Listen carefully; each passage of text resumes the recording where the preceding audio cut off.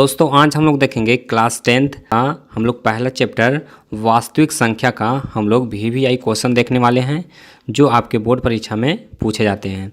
तो चलिए हम लोग पहला क्वेश्चन से वीडियो को स्टार्ट करते हैं।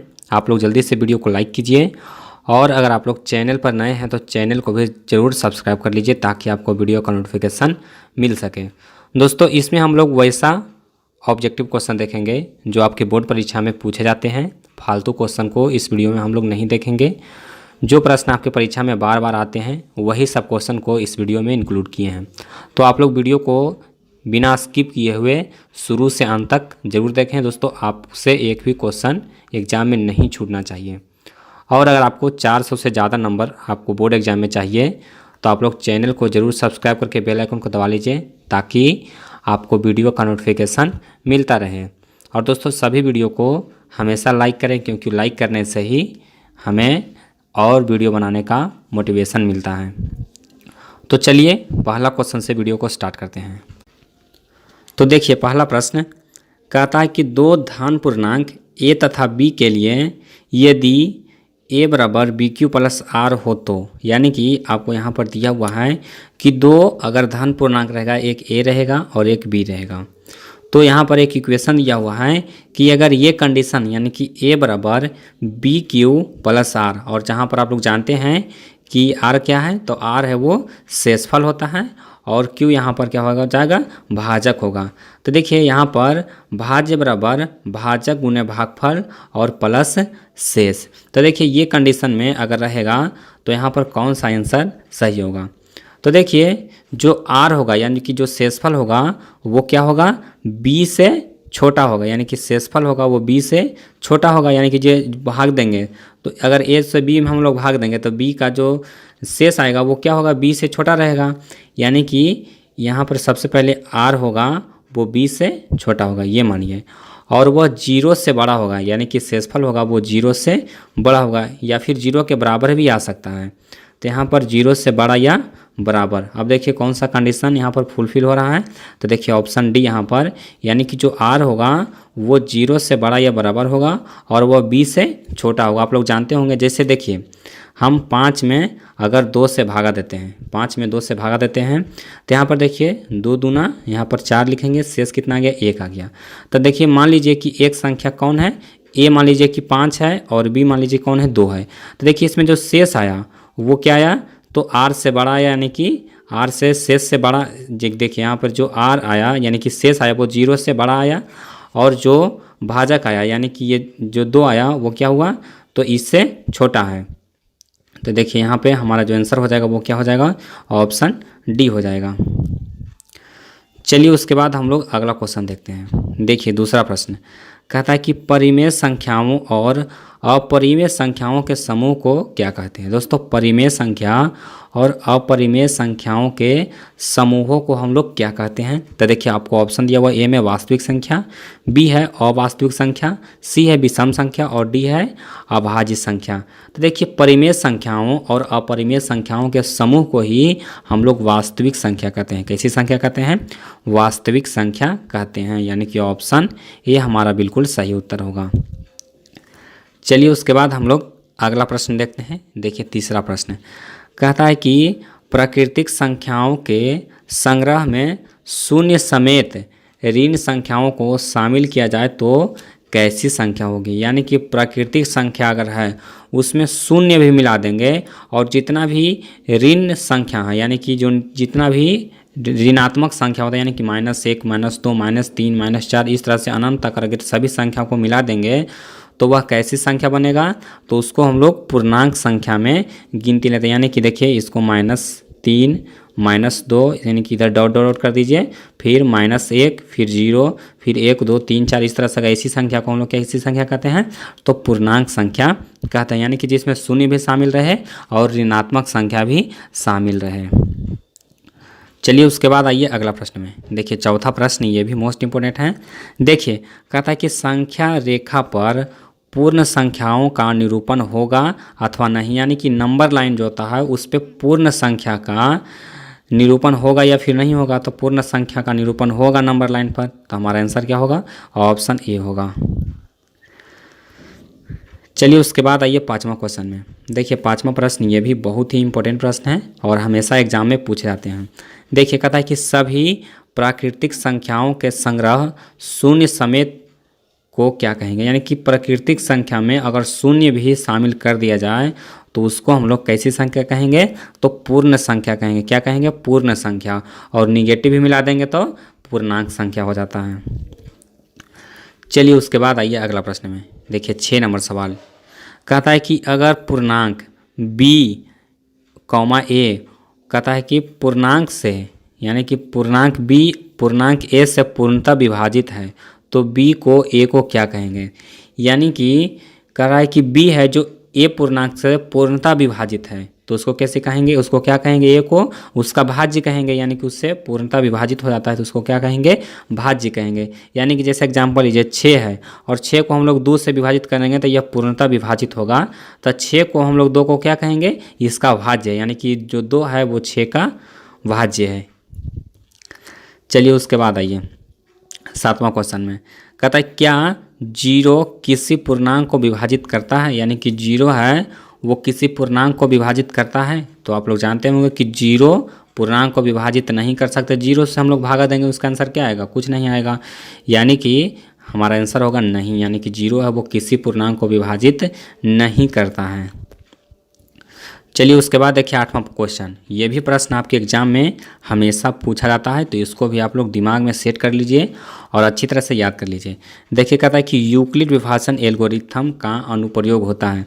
यानी कि यूक्लिड विभाजन एल्गोरिथम के द्वारा क्या निकाला जाता है। तो आप लोग जानते होंगे कि यूक्लिड विभाजन एल्गोरिथम से क्या निकाला जाता है, तो 2 धनात्मक पूर्णांक का HCF निकाला जाता है। क्या निकाला जाता है, HCF। यानी कि इसी को महत्तम समापवर्तक कहा जाता है, यानी कि मस। तो यहाँ होगा 2 धनात्मक पूर्णांकों का मस निकालने में। यानी कि यूक्लिड विभाजन एल्गोरिथम का जो अनुप्रयोग होता है वो किस में होता है, तो 2 धनात्मक पूर्णांकों का HCF निकालने में, यानी कि महत्तम समापवर्तक निकालने में। चलिए उसके बाद आइए 9वां क्वेश्चन। देखिए ये भी प्रश्न बहुत ही इंपॉर्टेंट है। कहता है कि धनात्मक विषम पूर्णांक किस रूप में होता है। दोस्तों धनात्मक विषम पूर्णांक किस रूप में होता है, तो देखिए किस रूप में होगा, तो धनात्मक विषम पूर्णांक कर रहा है तो किसी भी संख्या के दोगुना में अगर हम लोग 1 जोड़ेंगे तो वह कैसा आएगा, विषम संख्या आएगा। हमेशा इसको याद रखिए, किसी संख्या के दोगुना अगर करके उसमें 1 जोड़ देंगे तो वह विषम पूर्णांक हो जाएगा। जैसे मान लीजिए कि 3 है तो 3 को अगर हम लोग दोगुना कर देंगे, 2 से गुना करके 1 जोड़ देंगे तो 3 दूना 6 1 7 आ गया, तो यह विषम संख्या आ गया। उसी प्रकार से मान लीजिए कि 10 लीजिए, 10 गुना 2 कीजिए, 10 गुना 20 और 1 21, तो यह किस आ गया, विषम संख्या आ गया। उसी प्रकार से यहाँ पर देखिए कह रहा है कि विषम पूर्णांक किस रूप में होगा, तो यहाँ पर 2q + 1 के रूप में होता है। 2q + 1 यानी कि दोगुना में अगर 1 जोड़ देंगे तो वह विषम संख्या हो जाएगा। तो इसको आप लोग इस तरह से याद रखिए। चलिए उसके बाद आइए अगला प्रश्न में। देखिए कहता है कि प्रत्येक धनात्मक सम पूर्णांक को किस रूप में होता है। यानी कि यहाँ पर देखिए सम संख्या है तो कोई भी पूर्णांक को अगर हम लोग दुगुना कर देंगे तो वह सम संख्या बन जाएगा। जैसे 2 का दुगुना कर देंगे तो 4 सम संख्या, 3 का दोगुना करेंगे तो 6 हो जाएगा सम संख्या, 8 का दुगुना करेंगे 16 सम संख्या, 10 का दुगुना करेंगे 20, तो यह हो जाएगा सम संख्या। यानी कि इसका उत्तर होगा 2q। यानी कि किसी को दुगुना कर देंगे तो वह कैसा हो जाएगा, सम पूर्णांक हो जाएगा। यानी कि ऑप्शन सी यहाँ पर हमारा करेक्ट आंसर हो जाएगा। चलिए उसके बाद आइए अगला प्रश्न में। देखिए 11वां क्वेश्चन, ये भी बहुत ही इंपॉर्टेंट क्वेश्चन है। देखिए कहता है कि 2 धनात्मक पूर्णांक a और b का HCF सबसे बड़ा पूर्णांक d है तो d द्वारा विभाजित होगा। यानी कि कह रहा है कि HCF जो है a और b का वो कौन है, d है, तो d द्वारा विभाजित होगा। यानी कि देखिए HCF किसको कहते हैं, जो दोनों संख्या को विभाजित कर देता है। यानी कि वह न्यूनतम संख्या तो दोनों संख्या को विभाजित करता है उसको हम लोग HCF कहते हैं। तो वह किसको विभाजित करेगा, तो a और b दोनों को विभाजित करेगा। ये थोड़ा सा दिमाग लगाने वाला क्वेश्चन है, बहुत आसान है और इसी तरह के प्रश्न आपके परीक्षा में आने वाले हैं। चलिए उसके बाद आइए अगला प्रश्न में। देखिए 12 नंबर क्वेश्चन कहता है कि √18 का परिमेय करणीय गुणांक है। यानी कि √18 में हम लोग क्या गुना कर देंगे, यानी गुणांक पूछा गया, यानी कि क्या गुना कर देंगे कि वह परिमेय संख्या हो जाएगा। तो देखिए √18 में √18 भी गुना कर देंगे तो वो परिमेय संख्या हो जाएगा, लेकिन वो हमको क्या बताना है, न्यूनतम संख्या बताना है कि न्यूनतम हम क्या गुना करेंगे कि वह परिमेय संख्या हो जाएगा। तो देखिए एक एग्जांपल समझिए, यहाँ पर √18 है, तो √18 में अगर हम √3 गुना करेंगे तो ये कितना होगा, 18 तो यही 36 हो जाएगा, √36, और यहाँ पर 6 छक 36 हो जाएगा, √18 तो यही 54 होता है, सॉरी 18 तो यही कितना होता है, 54 होता है। तो 54 ये कैसी संख्या हो जाएगा, अपरिमेय संख्या, यानी कि अब परिमेय संख्या नहीं होगा। अब देखिए √18 में अगर 2 गुना करेंगे तो √18 और गुने √2, तो 18 गुना कितना हो गया, 36 हो गया, यानी कि ये हो गया 6, यानी कि परिमेय संख्या हो गया। देखिए तो इसमें अगर √2 गुना कर देंगे न्यूनतम संख्या तो यह परिमेयकरण हो जाएगा, यानी कि परिमेय संख्या हो जाएगा। तो इसका परिमेयकरणीय गुणांक कितना है, तो √2 है। तो हमारा सही आंसर क्या होगा, ऑप्शन बी हो जाएगा। चलिए उसके बाद आइए अगला प्रश्न में, देखिए 13 नंबर सवाल कहता है कि अपरिमेय संख्या को P/Q के रूप में व्यक्त किया जा सकता है। अपरिमेय संख्या को P/Q के रूप में व्यक्त किया जा सकता है जबकि Q बराबर 0 के नहीं है। तो देखिए हम लोग जानते हैं कि परिमेय संख्या को P/Q के रूप में लिख सकते हैं, लेकिन अपरिमेय संख्या को P/Q के रूप में नहीं लिख सकते हैं। लिख सकते हैं कि नहीं, तो नहीं लिख सकते हैं, तो हमारा उत्तर हो जाएगा ऑप्शन ये हो जाएगा नहीं। चलिए उसके बाद आइए, देखिए कहता है कि यूक्लिड विभाजन एल्गोरिथम 2 धनात्मक पूर्णांकों को निम्न में से क्या परिकलित करने का तकनीक है। तो देखिए इस क्वेश्चन पर हम पहले डिस्कशन कर चुके हैं कि यूक्लिड विभाजन एल्गोरिथम द्वारा HCF निकाला जाता है, यानी कि मस निकाला जाता है। तो हमारा उत्तर क्या होगा, ऑप्शन बी हो जाएगा। उसके बाद देखिए अगला सवाल, देखिए कहता है कि 2 संख्याओं A और B का लस 36 है तथा मस 2 है तो A का मान है। तो दोस्तों आप लोग जानते हैं कि लस गुने मस बराबर होता है दोनों संख्याओं का गुणनफल। तो दोनों संख्याओं का गुणनफल कितना है, 36, और यहाँ पर मस कितना है, 2 है।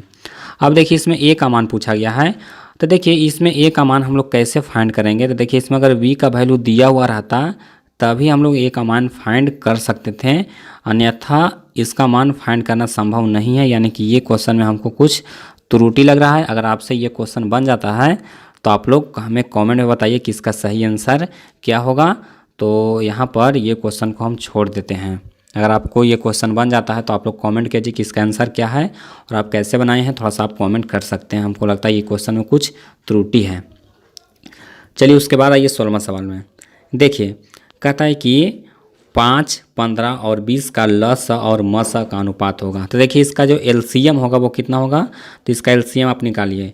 5, 15 और 60 का LCM, तो देखिए 5 हो गया, और 15 का तो 5 गुना 3 लिखेंगे, और 60 का तो 60 का लिखेंगे 5 गुने 2 गुने 2 गुने 3। अब देखिए इसका जो LCM निकल जाएगा वो कितना हो जाएगा, 5 गुने 4 5 का 20, 20 23 60, यानी कि LCM हो जाएगा 60 और HCF हो जाएगा 5। तो 12 5 60 ये कैंसिल हो जाएगा, यानी कि 12:1 आ जाएगा। इसको आप लोग खुद से निकाल करके देख लीजिए। इसका आंसर क्या होगा, ऑप्शन डी होगा। चलिए उसके बाद आइए 17 नंबर सवाल में, देखिए कहता है कि यदि Q और P, यहाँ पर P छूट गया, 2 अभाज्य संख्या, यानी कि Q और P है वो दोनों अभाज्य संख्या है, तो P/√Q क्या होगा। तो देखिए दोनों अगर अभाज्य संख्या है तो यह कैसे संख्या हो जाएगा, यह अपरिमेय संख्या हो जाएगा। कैसी संख्या हो जाएगा, अपरिमेय संख्या होगा। जैसे मान लीजिए कि 3 है और यहाँ पर एक 4 है, तो 3 4 का अंडर रूट करेंगे तो कितना हो जाएगा, 12। तो 12 कैसी संख्या हो जाएगा, तो अपरिमेय संख्या आ जाएगा, यानी कि ऑप्शन ए हमारा यहाँ पर बिल्कुल सही आंसर है।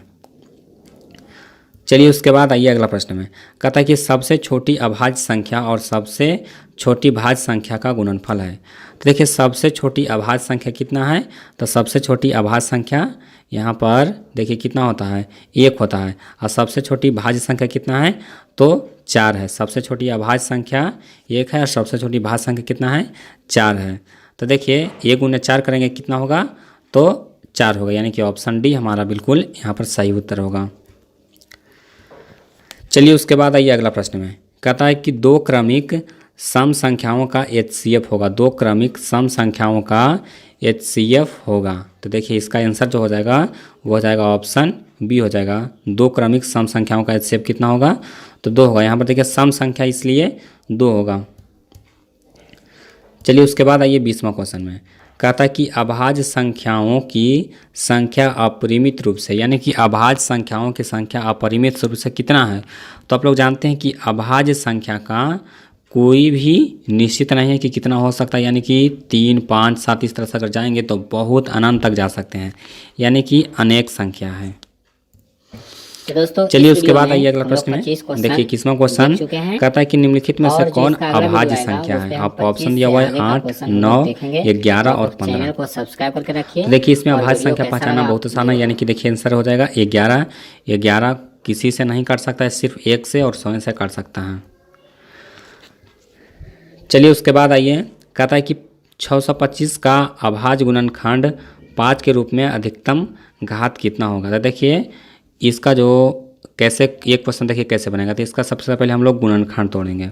तो देखिए 625 है, 625 है, तो 625 को यहाँ पर देखिए इस तरह से देखिए 25 का स्क्वायर कितना होता है 625, तो 5 गुने 5 और गुने 5 गुने 5, इस तरह से शॉर्टकट में बनाना आपको अगर है तो 5 5 25 और 5 5 25, यानी कि 25 25 कितना हो गया 625 हो गया। तो यहाँ पर 5 का अधिकतम घात कितना हो गया 4 हो गया। या फिर आप देखेंगे पहले एक बार 5 से लगाएंगे तो यहाँ पर 5 5 25 और 25 5 25 से 125 आएगा। इस तरह से आप थोड़ा थोड़ा तोड़ सकते हैं। तो यहाँ पर अधिकतम घात कितना आएगा 4 आ जाएगा। फिर आप शॉर्ट में भी बना सकते हैं इसको। चलिए उसके बाद आइए, देखिए कहता है कि 26 और 91 का मौसा होगा। देखिए 26 और 91 कितना से कटेगा 13 7 91 और 13 दूना 26, यानी कि ऑप्शन ये हमारा बिल्कुल सही आंसर होगा। इसका जो मौसा होगा वो कितना होगा तो 13 होगा। चलिए उसके बाद देखिए 24वां क्वेश्चन आपको सीधे फॉर्मूला पूछा गया है कि लसा ए और बी का क्या होगा। तो ए और बी का जो लसा हम लोग कैसे निकाल सकते हैं। तो आप लोग जानते हैं कि LCM गुने HCF बराबर होता है दोनों संख्याओं का गुणनफल। तो दोनों संख्याओं के गुणनफल में अगर हम लोग मौसा से भाग देंगे तो क्या हो जाएगा लसा निकल जाएगा, यानी कि ऑप्शन सी हमारा सही उत्तर होगा। चलिए उसके बाद हम लोग देखते हैं 25वां क्वेश्चन। कहता है कि वह धन पूर्णांक जो एक अथवा स्वयं को भाज्य हो किस तरह का पूर्णांक होगा। अभी बताए थे कि जो एक से और स्वयं से भाज्य होगा उसको कहेंगे अभाज्य संख्या, यानी कि ऑप्शन बी हमारा बिल्कुल सही आंसर है। तो दोस्तों इस वीडियो में हम लोग 25 क्वेश्चन देख चुके हैं और जो इसका अगला वीडियो आएगा उस पर हम 25 से आगे का क्वेश्चन हम लोग देखेंगे। तो आप लोग चैनल को सब्सक्राइब करके रखिए और वीडियो कैसा लगा आप ज़रूर कमेंट कीजिए।